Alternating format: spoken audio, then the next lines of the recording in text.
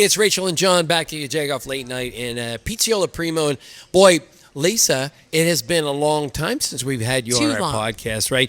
We had you back, and we were on the road doing them in Beaver County.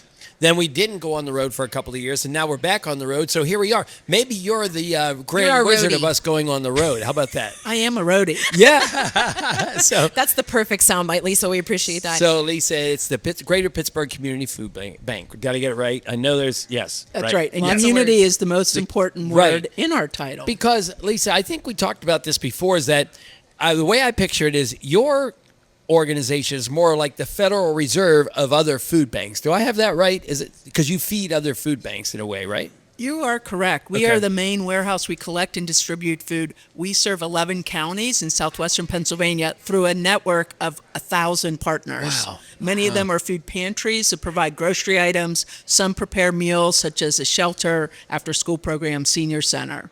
And remind me, Lisa, how long have you been with us?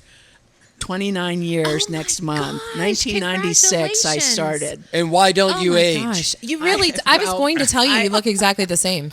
Well, yes. My hair has lightened over the years. The wisdom hair, we totally understand. But, you know, we've said this to you before.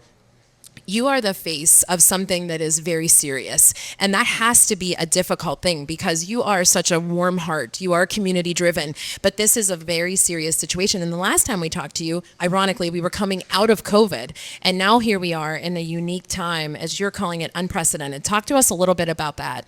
You know, we're calling it unprecedented now. And I thought in the pandemic, when we were past that we would not use that term ever again. Right, we were in the clear-ish. Yes. We were unprecedented then, and once again we find ourselves unprecedented times. Demand is at an all-time high, actually higher than it was at the peak of the pandemic. So many people are struggling to put food on the table. Many of the people we serve are seniors and children, our most vulnerable neighbors.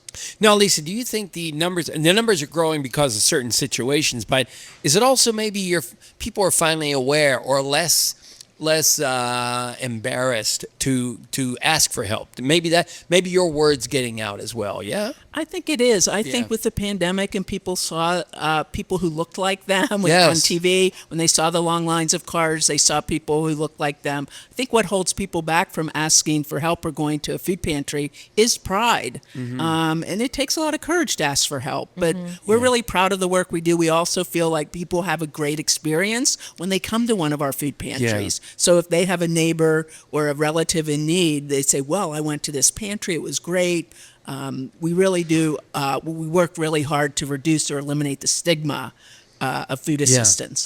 That's a great word because I was going to use the term inferiority. You kind of remove that piece where when you don't know what to expect, that gives you fear to begin with. And so then when you get there and you are greeted with someone who is warm, who has been there before, who says like, it's okay. They're making casual conversation. We said we had been there with Jenny Lee to volunteer, but we also were there with the IBEW in the winter and saw that a couple of their groups, which leads me to a positive piece where we have a lot of volunteers. Would that be a safe assumption?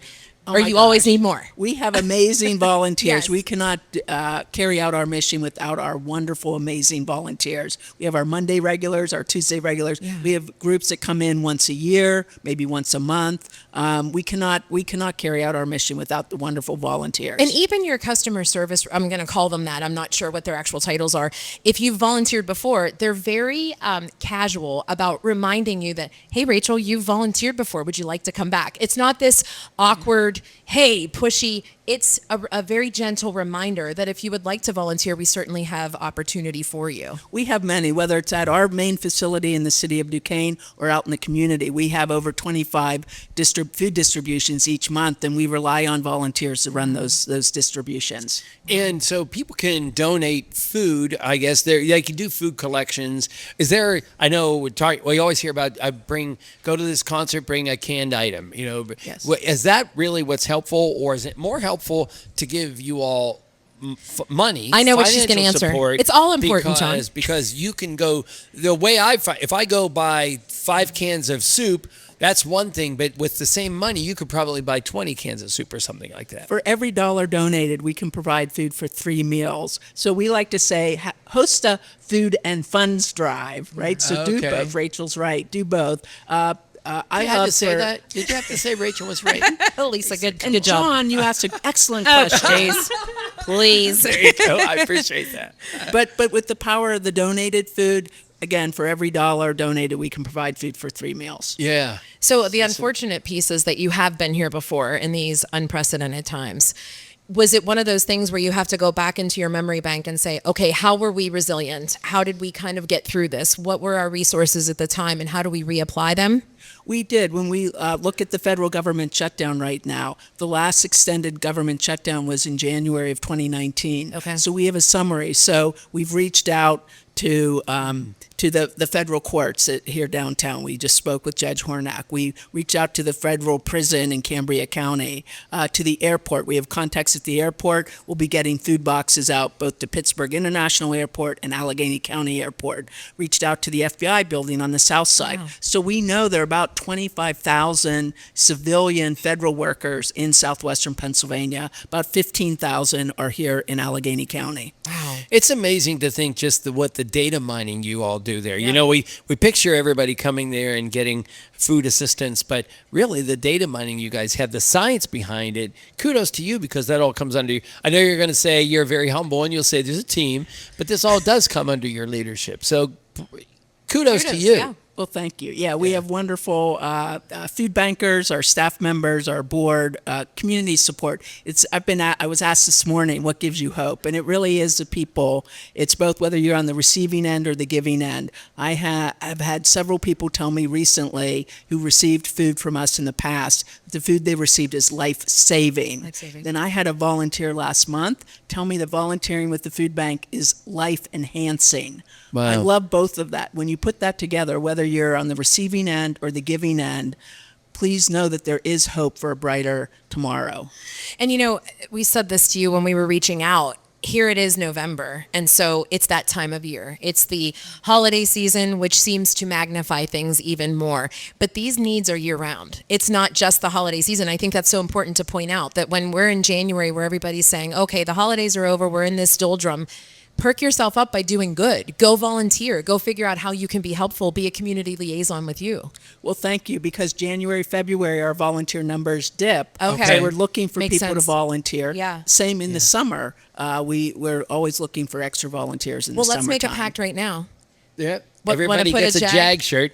Everybody will get Okay. a Jag shirt. Okay. If We're putting we go this together there, as we what, in speak. January? Yeah. Is Yes. January too much? All right. No, January we're doing All right. it. All We're right. doing it in January. All right. All right. Everybody's going to get a Jag shirt, and we're Uh-huh. going to do it in January, and we're going to go in. We'll follow your lead. Yeah, whether you we're tell us helping what's somebody most shop needed. or whether we're helping pack food. All right. Love it. We'll All right. assemble a Cool. team. All right, Yeah, cool. whatever we Great. can do. Lisa, for people who don't know, where can they follow you, find you, and learn more about how they can be helpful? Go to our website, pittsburghfoodbank.org. Call us at 412-460-FOOD. That's 412-460-3663.